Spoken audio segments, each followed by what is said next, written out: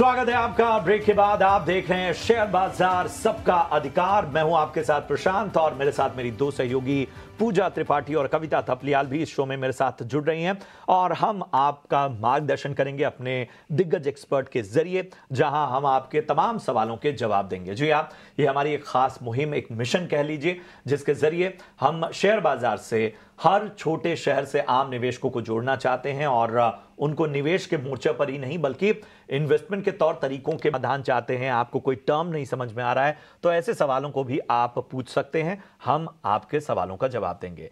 यहां पर थोड़ा तरीका अलग है। यहां आपके सामने हम एक क्यूआर कोड दे रहे हैं और इस क्यूआर कोड को स्कैन करते ही आप हमसे व्हाट्सएप के जरिए जुड़ जाएंगे।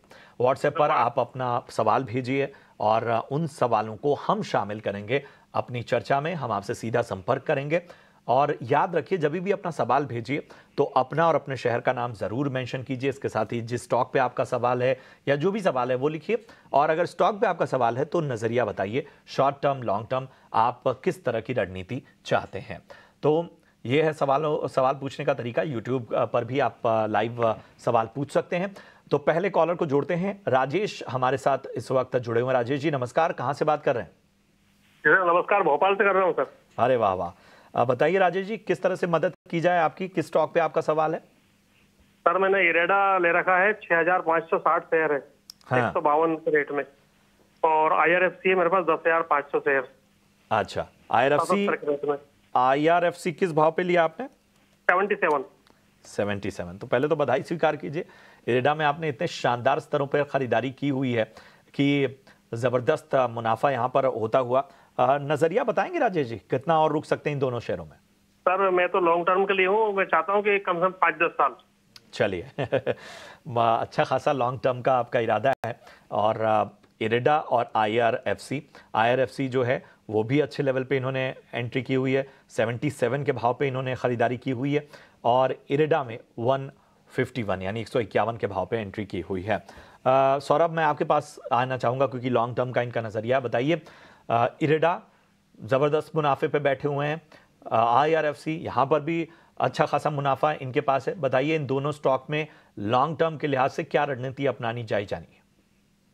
देखिए, दोनों ही कंपनियां काफी अच्छी हैं। इरडा के जब नंबर्स आए थे और उनके इनिशियल जब नंबर आए थे तब भी वहां पर हमने देखा कि काफी अच्छी ग्रोथ देखने को मिली है। कंपनी के काफी विस्तार जो प्लान्स हैं वो काफी ज्यादा हैं। एक्सपेंशन के जो उनकी जो डिसबर्समेंट होगी, जो उनके ग्रोथ नंबर्स कंपनी ने जो प्रोजेक्ट्स किए हैं वो काफी अच्छे हैं। IRFC में भी कंपनी फाइनेंसिंग क्षेत्र में है जहां पर ग्रोथ पोटेंशियल काफी है। लेकिन आपको ये समझना पड़ेगा कि ओवरऑल पिछले 2-3 साल में PSU स्पेस जो थी वो काफी महंगी हो गई है। तकरीबन पहले PSU जितनी भी कंपनियां थी वो तकरीबन 1 लाख करोड़ की थी, जो 10 लाख करोड़ की हो गई है। माने पिछले 3 साल में तकरीबन पैसा 10 गुना हुआ है। और इतनी स्पीड से पैसा जब बढ़ता है तो सिर्फ अर्निंग्स की वजह से नहीं, मल्टीपल्स की वजह से भी बढ़ता है। वैल्यूएशंस यहाँ पर काफी लॉफ्टी हैं। तो मेरी सलाह ये रहेगी, बेशक आप 3-5 साल के लिए आप इन्वेस्टमेंट अपनी रखना चाहते हैं, लेकिन ग्रेजुअली आप थोड़ा थोड़ा प्रॉफिट टेकिंग जरूर कीजिए। यहाँ पर आप 20-25% प्रॉफिट जरूर बांधिए। नीचे आए तो दोबारा ले लीजिए, ऊपर जाए तो थोड़ा और बेचिए। तो इस तरह की रणनीति से चलेंगे तो ज्यादा मुनासिब रहेगा। थोड़ी थोड़ी मुनाफा वसूली करने की सलाह आपको इरेडा में दी जा रही है सौरभ की तरफ से, लेकिन रामकृष्ण तिवारी साहब हमारे साथ फोन लाइन पे जुड़े हुए हैं। सर नमस्कार। हेलो जी तिवारी साहब बताइए, आपकी आवाज आ रही है हमें। मैडम, ये मैंने टाटा स्टील के 8,000 शेयर लेके रखे हैं। हाँ। 12 जुलाई से लेके रखा है मैडम। ये मैंने 172 के प्राइस पे लिया है। ओके। तो मुझे होल्ड करूं या एग्जिट हो जाऊं, मुझे इसके लिए सलाह चाहिए। तो मुझे होल्ड करने के लिए 2-3 महीने का समय दे सकता हूं? 2-3 महीने का, मुझे बस वही क्लैरिटी चाहिए थी क्योंकि काफ़ी उतार चढ़ाव हमको दिख तो रहा है प्राइसेस में। बहरहाल तेजस आप ही के पास में आऊँगी। 2 महीने का नज़रिया हम ले लेते हैं। सो 156 तेजस 156 से लेके 153 जो करंट प्राइस पे है, इसी के दायरे में घूमता हुआ दिखाई दे रहा है कम से कम पिछले 5 दिनों में अगर हम देखें। अब ये बताइए कि 2 महीने के नज़रिए में टाटा स्टील उन्होंने 172 के भाव पे लिया हुआ है, क्या आप रेकमेंड करेंगे?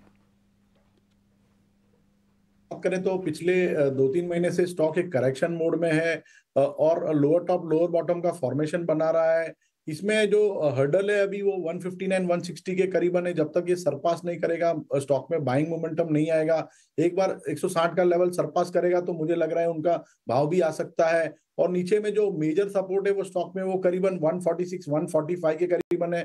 तो मैं इनको होल्ड करने की सलाह दूंगा विद स्टॉप लॉस बिलो 146। जब तक ये लेवल ब्रेक नहीं होता है ये स्टॉक में बने रह सकते हैं। और 160 के ऊपर अगर ये स्टॉक अगर जाता है तो मुझे लग रहा है इनका भाव आ सकता है।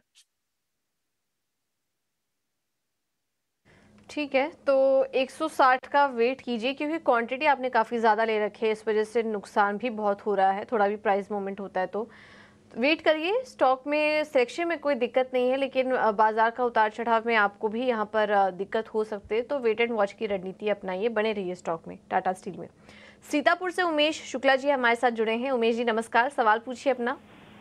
जी नमस्कार मैम, मेरे पास BEL के शेयर हैं, 300 क्वांटिटी है। मैंने 30 जुलाई में लिया था 319 के रेट पे, तो अभी 2 महीने से ऊपर हो गया, रेट तो डाउन ही जा रहा है मैम।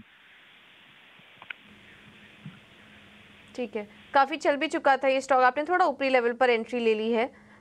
340 तो ऑल टाइम हाई लेवल ही लगे थे कंपनी के।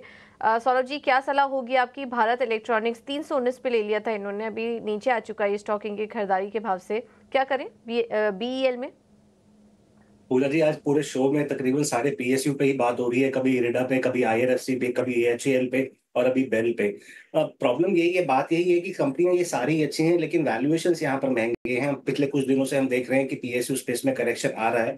मेरा ये मानना है कि अगर मार्केट में ओवरऑल करेक्शन आता है तो PSU स्पेस में जनरली और भी करेक्शन बढ़ सकता है। तो यहाँ पर सलाह यही रहेगी कि जो छोटी अवधि में ट्रेडिंग कर रहे हैं तो उन्हें PSU से भी थोड़ा दूर रहना चाहिए। Let the major correction come in the market and then they can enter. और अभी अगर किसी को प्रॉफिट बुकिंग भी करनी है तो थोड़ा यहाँ पर जरूर प्रॉफिट बुकिंग करनी चाहिए। तो मेरी ये जनरल सलाह है। और भारत इलेक्ट्रॉनिक के लिए भी मैं यही कहूंगा कि आप निकल जाएं तो बेहतर रहेगा। कल जाने की सलाह आपको BEL में मिलती हुई। सौरभ जी, अगर यहां से एग्जिट करना है तो कहां खरीदारी करनी चाहिए इनको? ओवरऑल 4-5 सेक्टर काफी अच्छे लगते हैं। IT सेक्टर अच्छा लगता है, FMCG अच्छा लगता है, कंजम्पशन बास्केट अच्छा लग रहा है, फार्मा अच्छा लग रहा है, थोड़ा बैंकिंग भी अच्छा लग रहा है। IT स्पेस में मुझे लगता है कि HCL टेक्नोलॉजी जैसी कंपनी के साथ आप जा सकते हैं। फार्मा क्षेत्र में नेटको फार्मा काफी अच्छा लगता है। बैंकिंग क्षेत्र में आपका मुझे लगता है एक्सिस और ICICI बढ़िया पिक है। FMCG में मुझे लगता है कि हेरिटेज फूड जैसी कंपनी है, डाबर इमामी जैसी कंपनियां काफी अच्छी साबित हो सकती हैं। होटल क्षेत्र भी अच्छे लगते हैं, लेमन ट्री जैसे कंपनियां हो गई। तो इस तरह से अगर आप पोर्टफोलियो बनाएंगे तो बेहतर रहेगा। तो ये आपको ढेर सारे विकल्प निकलते हुए BEL से निकल जाइए और इनमें से जो भी पसंद आता हो और आपके खरीदारी के दायरे में नजर आता हो वहां पर खरीदारी की आपको सलाह। बढ़ते हैं आगे और मनीष का सवाल लेते हैं। मनीष ने हमें WhatsApp के जरिए अपना सवाल भेजा है। टाइटन पर राय जानना चाहते हैं और इन्होंने टाइटन में 3540 के भाव पे 3540, जी हाँ, इन स्तरों पर खरीदारी की है। फिलहाल इनके भाव से ऊपर है ये स्टॉक का और इनके पास शेयरों की संख्या कम है, इसलिए मुनाफा बहुत अच्छा तो नहीं होता, लेकिन फिर भी इस वक्त इनके भाव से ऊपर नजर आता हुआ। तेजस, आपके पास आऊंगा, बताइए टाइटन में क्या करना चाहिए? 3540 की खरीदारी। तो अगर इनका नजरिया थोड़ा 10 से 15 दिन का है तो चार्ट सेटअप काफी स्ट्रांग है। स्टॉक ने अभी रिसेंटली एक ब्रेकआउट दिया है और इसकी जो शॉर्ट टर्म मूविंग एवरेजेस है उसके ऊपर भी कंसिस्टेंटली ट्रेड कर रहा है। तो मेरे हिसाब से ये स्टॉक में बने रह सकते हैं। इनको एक थोड़ा पोजिशनल व्यू लेना पड़ेगा और 3400 का स्टॉप लॉस लगाना पड़ेगा। जब तक ये स्टॉक 3400 के ऊपर ट्रेड कर रहा है मुझे लग रहा है ये स्टॉक आने वाले दिनों में आउट परफॉर्मेंस दिखा सकता है और इमीडिएट बेसिस पे 3660 तक का लेवल छू सकता है और वो सरपास किया तो हम 3800 तक के भी लेवल देख सकते हैं। तो स्टॉक में बने रहने की सलाह है विद स्टॉप लॉस बिलो 3400 के आसपास या उससे नीचे का स्टॉप लॉस लगाकर आपको रुकने की सलाह दी जा रही है। अगले दर्शक का हम सवाल लेते हैं और विवेक है मुंबई से फोन लाइन पर। नमस्कार विवेक जी, मेरे पास टैक्सोमैक रेल के कंपनी के शेयर हैं। ओके। और यहाँ 500 शेयर है 260 के रेट पे। ओके। तो मैं एक शॉर्ट टर्म मतलब एक आपको 3 मंथ क्या होगा और अगर मैं लॉन्ग टर्म में रखना चाहूँ क्या होगा? राइट, सौरभ आप ही के पास में आऊँगी क्योंकि यहाँ पर इनका नज़रिया डिपेंड करता है कि मुनाफा कहाँ ज़्यादा होने वाला है। तो 2 महीने का नज़रिया भी और उससे ज़्यादा अगर रुकना चाहें तो वो भी आप इनको बताइएगा। और यहाँ पर डिविडेंड देने को लेकर कुछ खबर भी आई थी मेरे ख्याल से 2 दिन पहले, लेकिन उसके बावजूद भी बताइए किस दायरे में घूमता हुआ दिखाई दे रहा है आपको स्टॉक? देखिए, कंपनी के पास काफी अच्छी ऑर्डर बुक है और कंपनी ने अपनी क्षमता भी बढ़ाई है वैगन्स बनाने के लिए। तो मैं समझता हूँ कि अगर इन्होंने लंबी अवधि के लिए रखना है तो एक ठीक ठाक स्टॉक है। तकरीबन 3.5 गुना की बुक वैल्यू पर चल रहा है, मल्टीपल थोड़ा हाई है, लेकिन कोई बात नहीं। अगर हम 3 साल का ग्रोथ पोटेंशियल के हिसाब से देखते हैं तो कंपनी ठीक लगती है, तो यहाँ पर ये बने भी रह सकते। ठीक है, तो ये है सलाह टेक्समेको रील पर आपके लिए। हमें यूट्यूब पर भी काफ़ी सारे दर्शकों के सवाल आ रहे हैं। एक सवाल हमें भेजा है समर्थ कुलकर्णी जी ने, और सौरभ जी, जैसे कि हम बात भी करते हैं, आज पीएसयू स्टॉक्स पर काफ़ी सारे सवाल आ रहे हैं। यूट्यूब पर भी ऐसा ही कुछ ट्रेंड नज़र आ रहा है। एनबीसीसी है इनके पास, 188 पर इन्होंने लिया हुआ था, 75 क्वांटिटी है समर्थ कुलकर्णी जी की। तेजस, आप सलाह दीजिए क्या करें? एनबीसीसी में 75 शेयर्स लिए हुए हैं 188 पर। एनबीसीसी में क्या करना चाहिए इन्हें? चार्ट्स कैसे लग रहे हैं आपको? चार्ट्स एनबीसीसी पे काफी अच्छा है। Stock higher top higher bottom का फॉर्मेशन बना रहा है, और जब भी कोई करेक्शन आता है तो स्टॉक अपनी 50 डे एक्सपोनेंशियल मूविंग एवरेज का सपोर्ट लेके बाउंस करता है। तो स्टॉक में बने रहने की सलाह रहेगी। 175 का इनको एक स्टॉप लॉस लगाना पड़ेगा। जब तक ये स्टॉक 175 के ऊपर है, मुझे लग रहा है स्टॉक में एक आउट परफॉर्मेंस रहेगा, और ऊपर में ये स्टॉक 208 से लेके 210 तक के भी लेवल छू सकता है। तो स्टॉक में बने रहने की सलाह है। अभी तो स्टॉप लॉस बिलो 175। 75 का स्टॉप लॉस लगाकर स्टॉक में बने रहने की आपको सलाह। चलिए, एक और दर्शक हैं जो YouTube के जरिए जिन्होंने अपना सवाल हम तक पहुंचाया है। इनका नाम है नकुल दास और सुज़लॉन पर राय जानना चाहते हैं। 79 रुपए के आसपास इन्होंने खरीदारी की हुई है। 1470 शेयर इनके पास हैं। तेजस, मैं आपके पास ही आना चाहूँगा। अगर हम सुज़लॉन को देखें तो 80-81 के भाव के बाद से लगातार एक गिरावट। जी, ठीक है, ठीक है। लगता है ये शेयर हमारे डेटाबेस में नहीं है। चलिए, कुछ और स्टॉक पर अगर हम बात करें तो एक हमारे दर्शक हैं और ये ख़ास तौर पे जानना चाहते हैं कि लंबी अवधि के नज़रिए से अगर हम कोई सरकारी शेयर खरीदना चाहते हैं तो क्या राय होगी। सौरभ, मैं आपके पास आना चाहूँगा। सरकारी शेयरों पे राय जानना चाहते हैं लंबी अवधि के नज़रिए से। हालांकि हम देख रहे हैं कि करेक्शन में है, लेकिन क्या राय होगी आपकी? देखिए, सरकारी क्षेत्र में मुझे लगता है कि बैंकिंग क्षेत्र में वैल्यूएशन थोड़ा सा डिसेंट लगता है, खासकर पीएसयू बैंकिंग में। वहां पर जो 2 बैंक मुझे काफी अच्छे लगते हैं वो लगते हैं इंडियन बैंक और कैनरा बैंक। अगर आप चाहें तो इन दो बैंकों में अपना निवेश कर सकते हैं।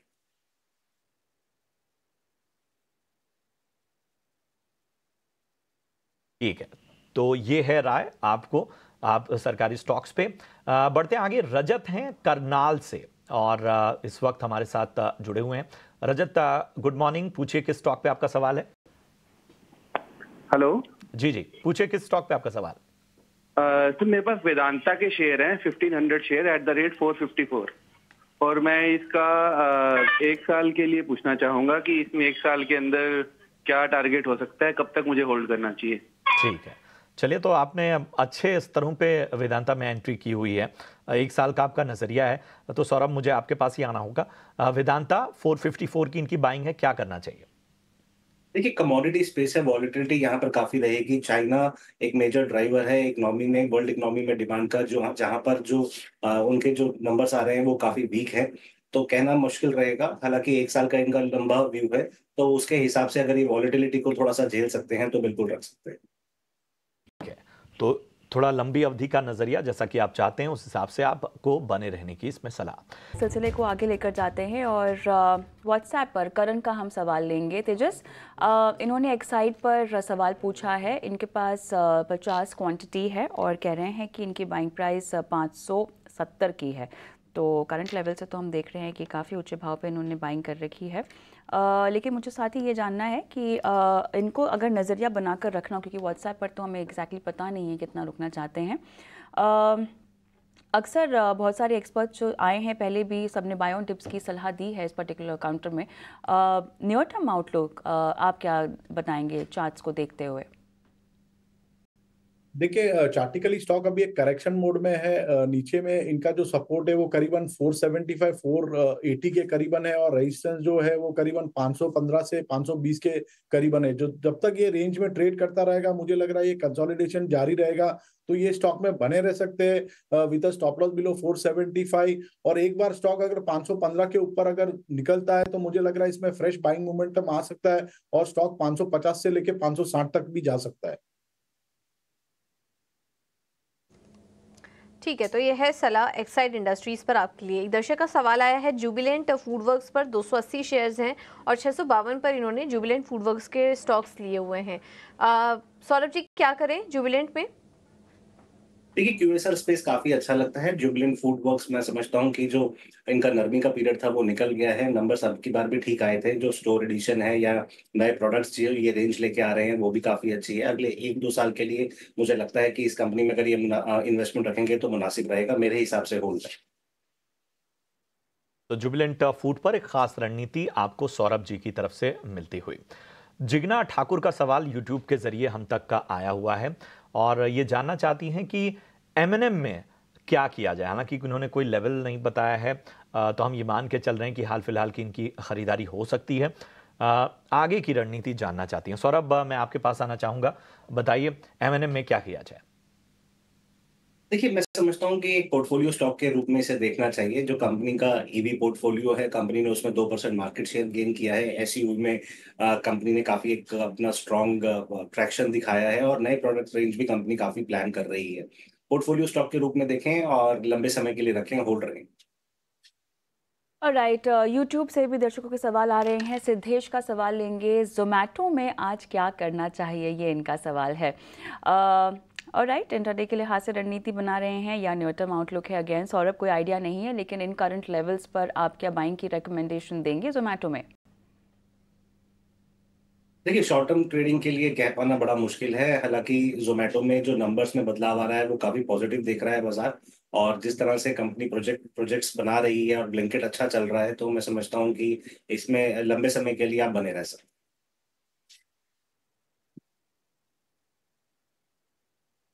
तो यह है सलाह जोमेटो पर आपके लिए। ललिता कुमारी झा, इन्होंने सवाल यूट्यूब पर भेजा हुआ है। इनके पास नेशनल फर्टिलाइजर है एनएफएल, और 151 की बाइंग है, 80 शेयर्स हैं एनएफएल के। सौरभ जी, आप ही सलाह दीजिए। नेशनल फर्टिलाइजर कैसा लग रहा है आपको? 139 पर इस पर कारोबार कर रहा है, और इनकी खरीद 151 की है। हल्के नुकसान में है ये, क्या करें नेशनल फर्टिलाइजर में? देखिए, अगर ट्रेडिंग का एस्पेक्ट है तो मैं समझता हूँ आप निकल जाएं। हालांकि मॉनसून को देखते हुए लग रहा है कि ये साल और इनफैक्ट नेक्स्ट सीजन भी फर्टिलाइजर कंपनियों के लिए अच्छा रहेगा। शॉर्ट टर्म में वॉलेटिलिटी हो सकती है, लंबा नजरिया है तो बने रहे। तो ये है राय आपको मिलती हुई ख़ास तौर पे नेशनल फर्टिलाइज़र पे। एक हमारी दर्शक हैं जो कि पूछना चाहती हैं कि टेलीकॉम सेक्टर में क्या संभावनाएं नज़र आ रही हैं, और टेलीकॉम सेक्टर में अगर कोई शेयर ख़रीदना हो तो यहाँ पर किस शेयर में आगे बढ़ा जाए। सौरभ, बताएं टेलीकॉम सेक्टर कैसा लगता है आपको, और यहाँ पर आपका पसंदीदा स्टॉक कौन सा है? देखिए, टेलीकॉम में अगर एक ही कंपनी है जो प्योर प्ले लिस्टेड है वो भारती एयरटेल है।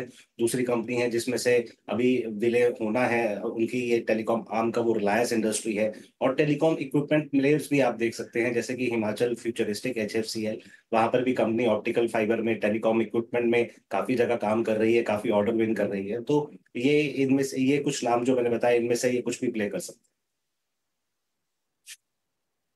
शुगर काउंटर्स में क्या इंटरेस्टिंग होगा, उसको लेके बहुत सारे सवाल आ रहे हैं सौरभ। कहाँ पर कोई खरीदारी इनिशिएट की जा सकती है?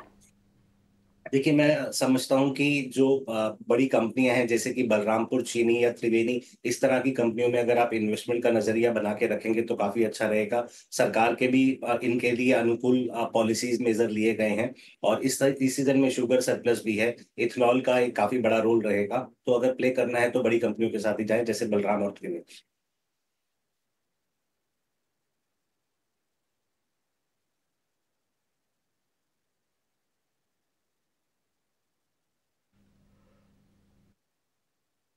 ऑलराइट, यहाँ पर एक और सवाल आ रहा है, इनका नाम नहीं पता क्योंकि इन्होंने अपना हैंडल पर से ही सवाल पूछा है। सौरभ, इनके पास 23,000 रुपये हैं और इनको ये पूरे पैसे जो है स्टॉक मार्केट में लगाने हैं। इनके पास 1 हफ्ते का समय है, उसके बाद इनको ये रकम वापस भी चाहिए होगी। मुझे नहीं पता कि ये रिस्क कितना समझ रहे हैं जो शेयर बाज़ार में हो सकता है। बहरहाल मेरे ख्याल से 5-6 दिन के लिए कोई कॉल्स अगर आप रेकमेंड करने की स्थिति में होंगे तो इन्हें क्या रेकमेंड करेंगे?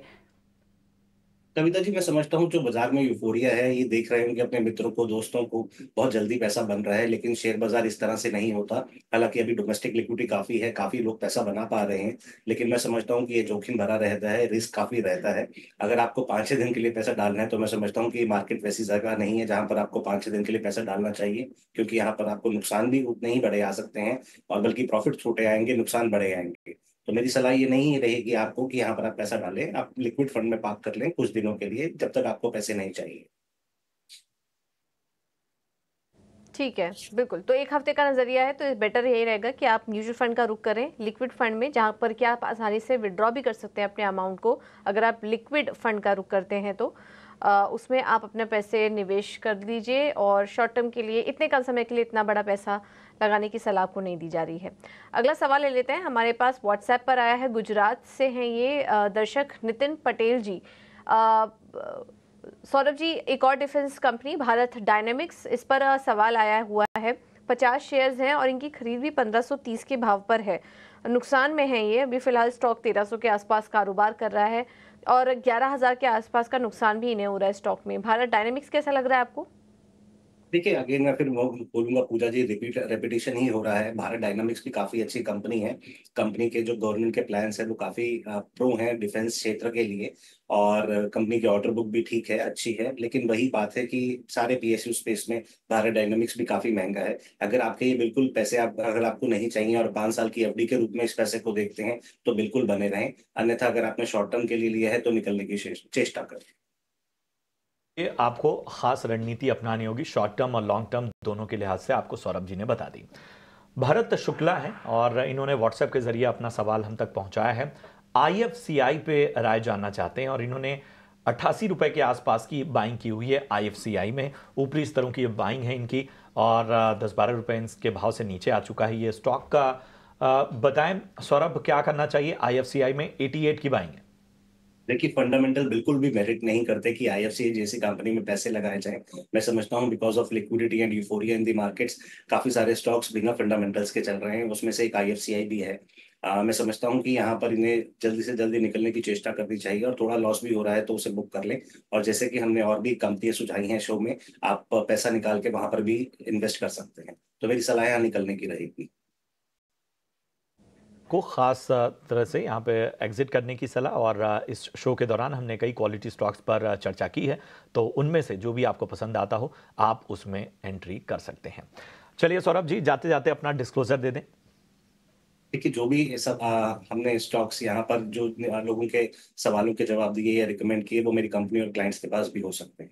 धन्यवाद। बहुत बहुत शुक्रिया सौरभ जी, हमें समय देने के लिए। तेजस भी हमारे साथ जुड़े थे, उनका भी बहुत बहुत धन्यवाद। इसके साथ ही अपने सभी दर्शकों का हम शुक्रिया अदा करते हैं। शेयर बाजार सबका अधिकार इस मुहिम में अपने सवाल भेजने के लिए आप अपने सवाल हमें लगातार भेजते रहिए। हम ज़्यादा से ज़्यादा सवालों को अपनी चर्चा में शामिल करते हैं। आप देख ही रहे हैं, तरीका आपको पहले भी यहाँ बताया था, QR कोड और YouTube के जरिए आप हमसे जुड़ सकते हैं। बहरहाल मुझे, मेरी सहयोगी कविता थपलियाल और पूजा त्रिपाठी को दीजिए इजाज़त।